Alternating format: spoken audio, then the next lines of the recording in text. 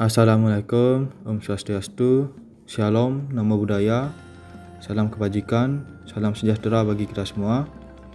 Kami dari kelompok 1 yang beranggotakan saya Igede Rizky Wirindranata sebagai ketua kelompok, dan ada Hafidz Rahmando, dan yang terakhir ada I Gusti Ngurah Kade Ariana. Di sini kami kelompok 1 akan menyampaikan atau memaparkan video Guidelines Budaya atau norma tidak tertulis. Baik, langsung saja, selamat menyaksikan. Bali merupakan salah satu pulau yang berada di Indonesia di mana mayoritas penduduk beragama Hindu.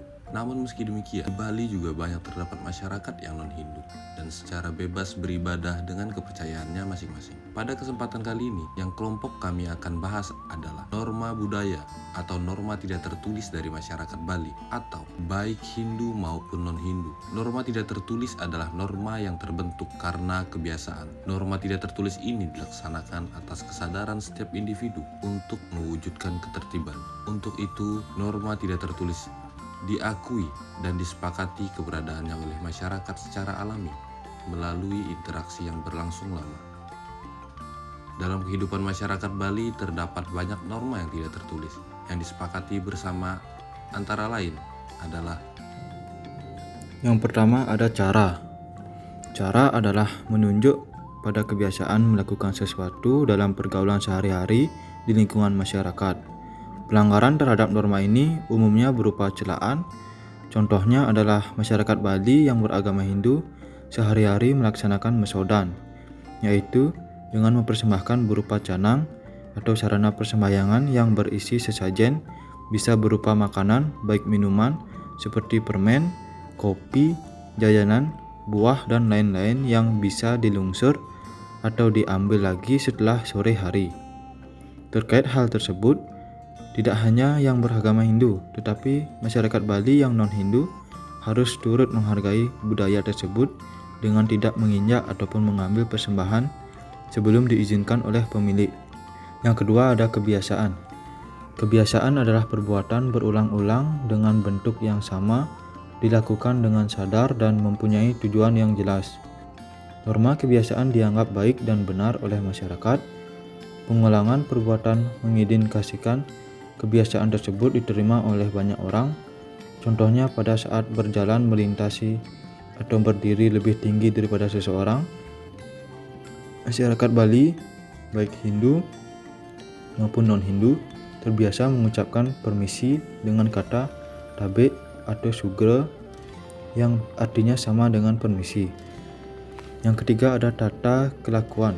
Tata kelakuan adalah sekumpulan perbuatan yang mencerminkan sikap hidup dari sekelompok manusia yang dilakukan secara sadar untuk melakukan pengawasan terhadap anggota masyarakat.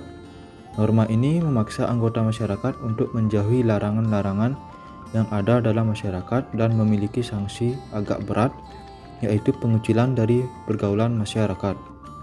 Contohnya yaitu pada saat merayakan Hari Raya Nyepi. Seluruh masyarakat Bali apapun agamanya wajib menaati catur berata penyepian atau 4 larangan pada saat nyepi, yaitu dilarang menyalakan api, dilarang berpergian, dilarang beraktivitas atau bekerja, dan dilarang berhura-hura. Yang keempat atau yang terakhir ada adat istiadat. Adat istiadat merupakan kumpulan tata kelakuan yang paling tinggi kedudukannya karena bersifat kekal dan terintegrasi kuat dalam kehidupan masyarakat.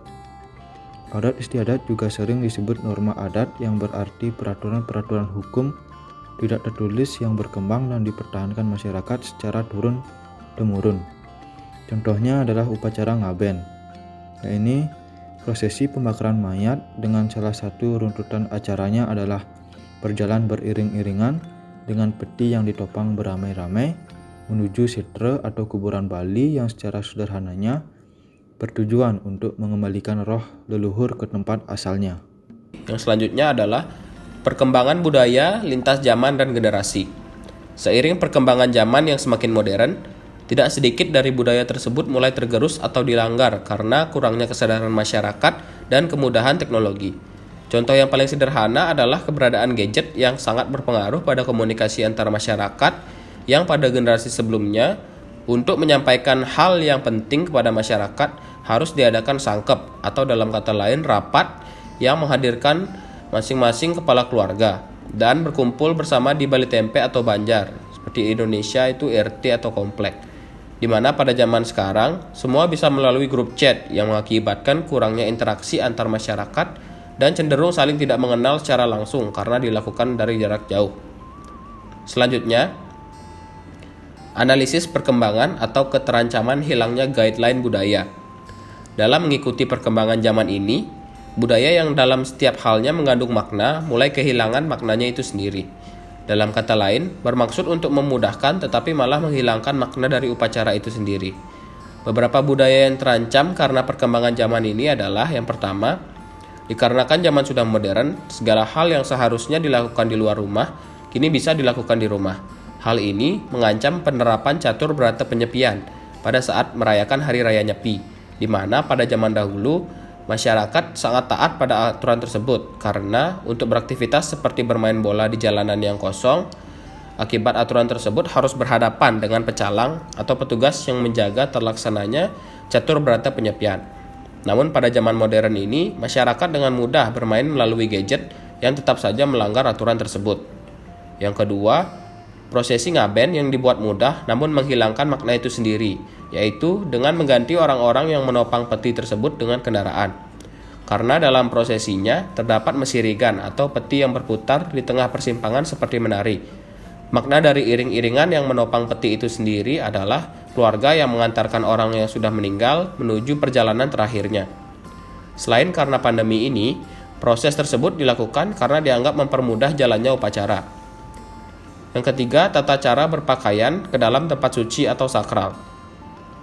Di era modern ini, budaya dari luar Indonesia sangat mudah masuk melalui media sosial yang menyebabkan adanya perubahan dari tata cara berpakaian masyarakat saat memasuki area sakral. Yang dulunya tujuan ke tempat suci adalah untuk berdoa, kini menjadi ajang unjuk diri dengan mengenakan pakaian-pakaian yang notabene-nya terbuka bagi perempuan, lalu bersuah foto dan mengunggah di media sosial. Sekian yang kelompok kami dapat sampaikan. Apabila ada kesalahan dalam bertutur kata, kami mohon maaf yang sebesar-besarnya. Dan atas perhatiannya, kami ucapkan terima kasih dari kelompok 1.